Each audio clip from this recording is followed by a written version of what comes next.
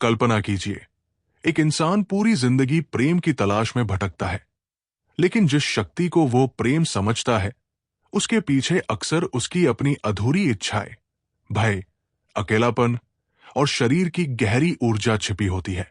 वो बाहर किसी दूसरे इंसान में वो पूर्णता खोजता रहता है, जो वास्तव में उसके भीतर सोई हुई है। ओशो की किताब from sex to super consciousness इसी खोज को एक बिल्कुल अलग दृष्टि से देखने का निमंत्रण देती है। ये किताब केवल सेक्स के बारे में नहीं है। ये मनुष्य की सबसे मूलभूत ऊर्जा को समझने, उसे दबाने के बजाय जागरूकता में बदलने और धीरे धीरे उसी ऊर्जा को चेतना की ऊंचाइयों तक ले जाने की बात करती है। ओशो के अनुसार समस्या सेक्स नहीं है, समस्या है अचेतनता। मनुष्य जिस चीज को समझता नहीं, उससे या तो डरता है, या उसे दबाता है, या फिर उसका गुलाम बन जाता है।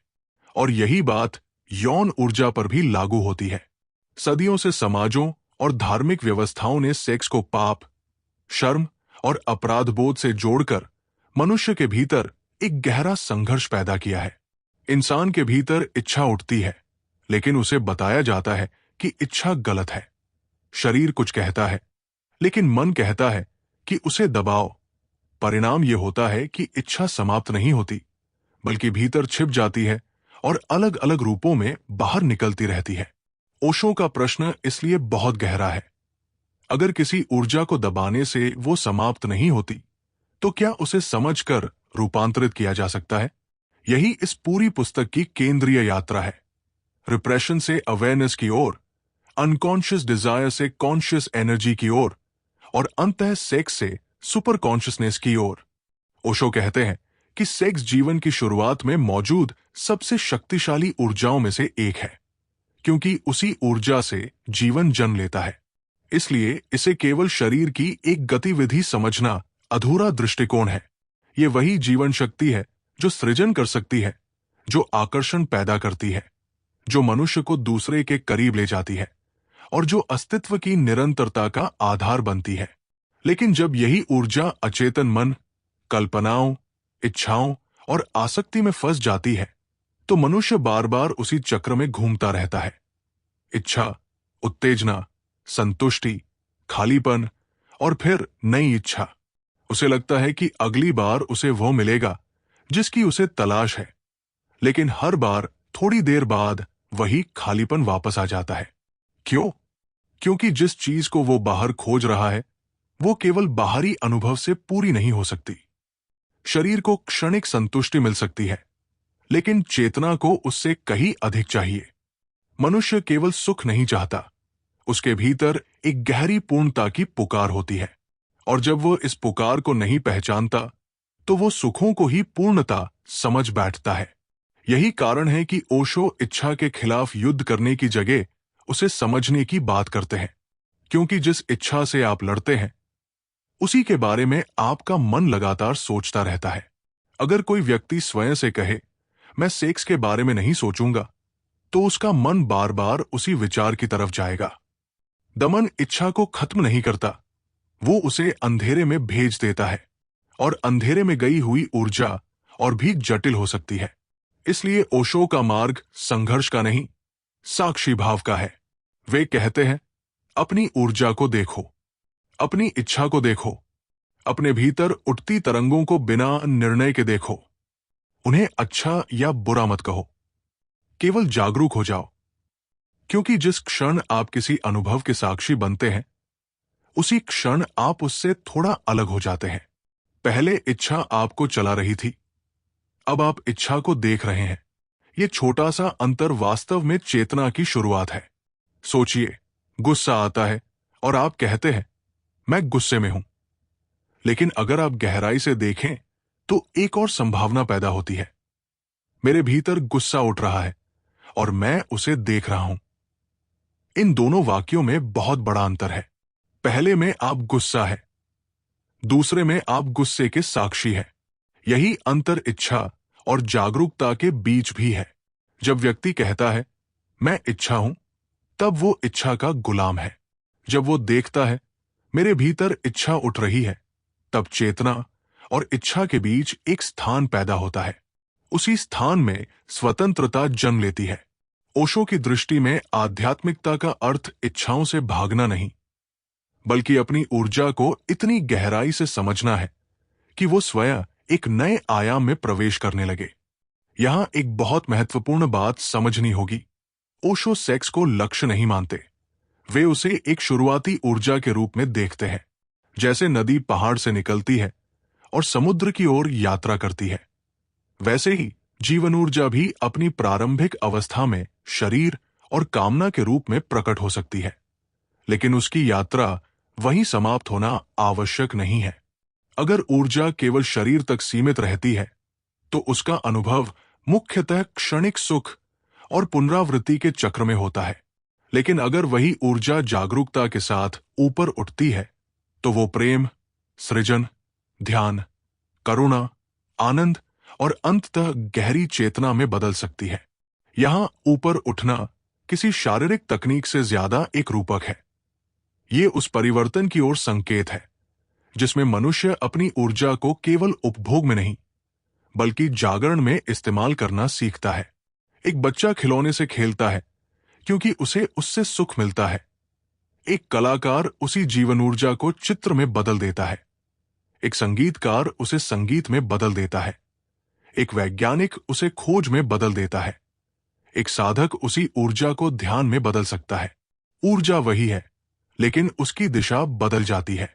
इसलिए ओशो के विचार में ब्रह्मचर्य केवल सेक्स से दूरी बना लेना नहीं है। अगर मन भीतर लगातार उसी इच्छा से भरा है और बाहर से व्यक्ति केवल उसे दबा रहा है, तो वो वास्तविक ब्रह्मचर्य नहीं है। वास्तविक परिवर्तन तब होता है जब भीतर संघर्ष समाप्त होने लगता है और ऊर्जा अधिक जागरूक, अधिक शांत और अधिक रचनात्मक हो जाती है। इसी वजह से ओशो बाहरी नैतिकता से ज्यादा आंतरिक जागरूकता पर जोर देते हैं। किसी व्यक्ति का व्यवहार केवल इसलिए पवित्र नहीं हो जाता क्योंकि उसने समाज के नियमों का पालन किया है। असली प्रश्न यह है कि उसके भीतर क्या चल रहा है।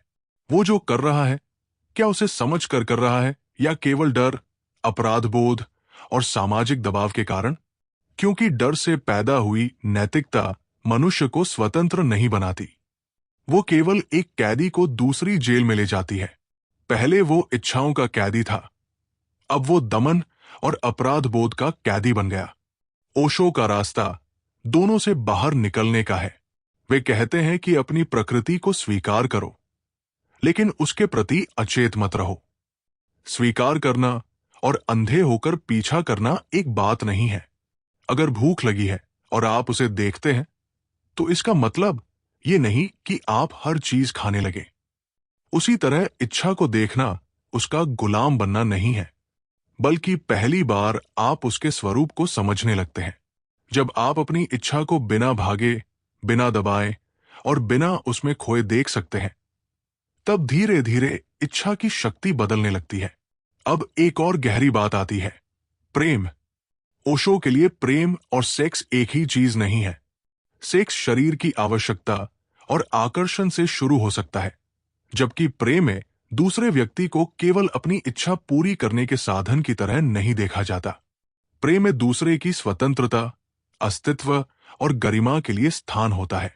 जहां केवल अधिकार है, वहां प्रेम कमजोर हो जाता है।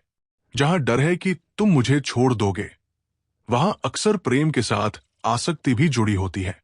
और जहां आसक्ति बहुत ज्यादा है, वहां प्रेम धीरे धीरे स्वामित्व में बदल सकता है। हम कहते हैं, मैं तुमसे प्यार करता हूं, लेकिन कई बार उसके पीछे छिपा संदेश होता है, तुम मेरे हो। ओशो हमें इसी भ्रम को देखने के लिए कहते हैं। प्रेम किसी को पकड़ना नहीं है। प्रेम में दूसरे के अस्तित्व को स्वतंत्र रहने देना भी शामिल है। सच्चा प्रेम जितना गहरा होता है, उतना ही कम अधिकार मांगता है। वो दूसरे को बदलने की कोशिश नहीं करता। वो दूसरे को अपनी कमी भरने का साधन नहीं बनाता। और शायद यही कारण है कि आध्यात्मिक यात्रा में प्रेम एक महत्वपूर्ण पुल बन जाता है। सेक्स में व्यक्ति दूसरे के शरीर के करीब आता है, प्रेम में वो दूसरे के अस्तित्व के करीब आता है, और ध्यान में वो अपने अस्तित्व के केंद्र के करीब आता है। ये यात्रा बाहर से भीतर की यात्रा है, लेकिन यहां भी एक खतरा है। मनुष्य आध्यात्मिकता को भी इच्छा का नया रूप बना सकता है। वो कह सकता है, अब मुझे सुपर कॉन्शसनेस चाहिए, मुझे एनलाइटमेंट चाहिए, मुझे दूसरों से ज्यादा आध्यात्मिक बनना है। तब अहंकार ने बस कपड़े बदल लिए। पहले वो धन, शक्ति या सेक्स के माध्यम से श्रेष्ठ बनना चाहता था। अब वो आध्यात्मिकता के माध्यम से श्रेष्ठ बनना चाहता है। इसलिए वास्तविक जागरूकता केवल इच्छाओं को बदलना नहीं है, वो उस मन को देखना है जो लगातार कुछ बनने, कुछ पाने और कहीं पहुंचने की कोशिश कर रहा है। ध्यान इसी देखने की कला है। ध्यान का अर्थ विचारों को जबरदस्ती रोकना नहीं, बल्कि उन्हें आते जाते देखना है। इच्छा आती है, देखो। विचार आता है, देखो। भय आता है, देखो। आकर्षण आता है, देखो। शरीर में संवेदना उठती है, देखो। धीरे धीरे देखने वाला और देखी जाने वाली चीज के बीच दूरी पैदा होती है, और इसी दूरी में एक ऐसी शांति का अनुभव संभव होता है जो किसी बाहरी वस्तु पर निर्भर नहीं होती। यही सुपर कॉन्शसनेस की दिशा है। चेतना का अधिक विस्तृत, अधिक जागरूक और अधिक स्वतंत्र होना। यह कोई जादुई अवस्था नहीं जिसे किसी एक रात में प्राप्त कर लिया जाए। ये जीवन को देखने के तरीके में परिवर्तन है। पहले हम हर अनुभव के साथ बजाते हैं, अब हम अनुभव के भीतर जागते हुए रहते हैं। पहले सुख आया तो उसे पकड़ना चाहते हैं, और दुख आया तो उससे भागना चाहते हैं। अब हम दोनों को देखने लगते हैं। पहले हम अपने विचारों को सत्य समझते थे, अब समझते हैं कि विचार हमारे भीतर उठते हैं, लेकिन हम केवल विचार नहीं हैं। पहले हम शरीर को ही अपना पूरा अस्तित्व मानते थे, अब हमें महसूस होने लगता है कि शरीर हमारा एक हिस्सा है, मन एक हिस्सा है, भावनाएं एक हिस्सा है, लेकिन इनके पीछे एक साक्षी भी है। और जब ये साक्षी मजबूत होता है, तब जीवन में एक नई गुणवत्ता पैदा होती है। तब सेक्स के प्रति भी दृष्टिकोण बदल सकता है। वो अपराध नहीं रहता, लेकिन वो जीवन का अंतिम उद्देश्य भी नहीं रहता। सुख को नकारना जरूरी नहीं रहता, लेकिन सुख का गुलाम बने रहना भी जरूरी नहीं रहता। ऊर्जा को समझने पर व्यक्ति धीरे धीरे अनुभव करता है कि जिस आनंद के लिए वो बाहर भाग रहा था, उसके भीतर एक अधिक शांत और गहरा स्रोत मौजूद है। यही ओशो की सबसे शक्तिशाली बातों में से एक है। जिस ऊर्जा से तुम नीचे गिरते हो, उसी ऊर्जा से ऊपर भी उठ सकते हो। अंतर ऊर्जा में नहीं, जागरूकता में है। आग खाना भी जला सकती है और भोजन भी पका सकती है। पानी डुबो भी सकता है और जीवन भी दे सकता है। ऊर्जा स्वयं दुश्मन नहीं है। प्रश्न यह है कि उसके साथ तुम्हारा संबंध कैसा है। इसलिए इस किताब का संदेश सेक्स को बढ़ावा देना या उससे भागना नहीं, बल्कि उससे जुड़े अज्ञान को समाप्त करना है। ओशो हमें उस जगह ले जाना चाहते हैं जहां मनुष्य अपने शरीर से युद्ध करना बंद करे, अपनी इच्छाओं से डरना बंद करे और अपने भीतर उठने वाली हर ऊर्जा को समझने लगे। क्योंकि जब आप किसी चीज को पूरी जागरूकता से देखते हैं, तो उसका अंधेरा कम होने लगता है। और शायद आध्यात्मिक यात्रा का पहला कदम यही है, अपने भीतर के अंधेरे से भागना बंद करना। अपने भीतर उठती इच्छा को देखकर शर्मिंदा मत होइए, उसे समझिए। अपने अकेलेपन को देखकर उससे भागिए मत, उसे महसूस कीजिए। अपने प्रेम में छिपी आसक्ति को पहचानिए। अपने आकर्षण में छिपी जरूरत को देखिए। अपने भय में छिपे अहंकार को देखिए। क्योंकि जो देखा जाता है वो धीरे धीरे समझ में आता है। जो समझ में आता है उससे दूरी पैदा होती है, और जहां दूरी पैदा होती है वहां स्वतंत्रता का जन्म होता है। अंततः ओशो की ये यात्रा हमें एक बहुत सरल लेकिन बहुत गहरा प्रश्न देती है। क्या तुम अपनी ऊर्जा के मालिक हो, या तुम्हारी ऊर्जा तुम्हें चला रही है? अगर इच्छा तुम्हें खींचती है और तुम बिना सोचे उसके पीछे चले जाते हो, तो तुम अभी अचेत हो।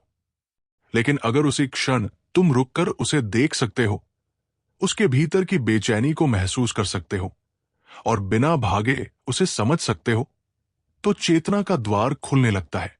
यही परिवर्तन धीरे धीरे मनुष्य को केवल शरीर से चेतना की ओर, इच्छा से साक्षी की ओर, आसक्ति से प्रेम की ओर और सीमित सुख से गहरे आनंद की ओर ले जा सकता है।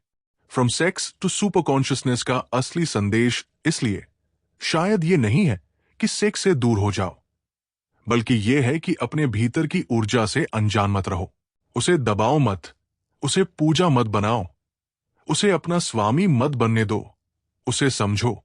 क्योंकि जीवन में कोई भी ऊर्जा अपने आप में अंतिम नहीं होती। वही ऊर्जा जो अंधेरे में वासना बन सकती है, जागरूकता में प्रेम बन सकती है। वही प्रेम ध्यान में करुणा बन सकता है, और वही करुणा अंततः ऐसी चेतना का द्वार खोल सकती है जिसमें मनुष्य पहली बार स्वयं को किसी इच्छा, भूमिका या पहचान से परे अनुभव करता है। तब उसे समझ आता है कि वो पूरी जिंदगी जिस पूर्णता को बाहर खोजता रहा, उसकी एक झलक हमेशा उसके भीतर मौजूद थी। दुनिया को जीतने से पहले स्वयं को देखना जरूरी है। इच्छा को मिटाने से पहले उसे समझना जरूरी है। प्रेम पाने से पहले प्रेम करना सीखना जरूरी है। और चेतना की ऊंचाई पर पहुंचने से पहले अपने भीतर के अंधेरे को स्वीकार करना जरूरी है। शायद यही इस पुस्तक की सबसे बड़ी आध्यात्मिक पुकार है। अपने जीवन से भागो मत, अपने शरीर से युद्ध मत करो, अपनी ऊर्जा से शर्मिंदा मत हो, बस जागो। क्योंकि जब मनुष्य सचमुच जाग जाता है, तब वही जीवन जो कल तक उसे बंधन लगता था, आज उसी के लिए मुक्ति का मार्ग बन सकता है। और तब यात्रा सेक्स से सुपर कॉन्शसनेस तक नहीं रहती। यात्रा अचेतन मनुष्य से जागरूक मनुष्य तक की हो जाती है।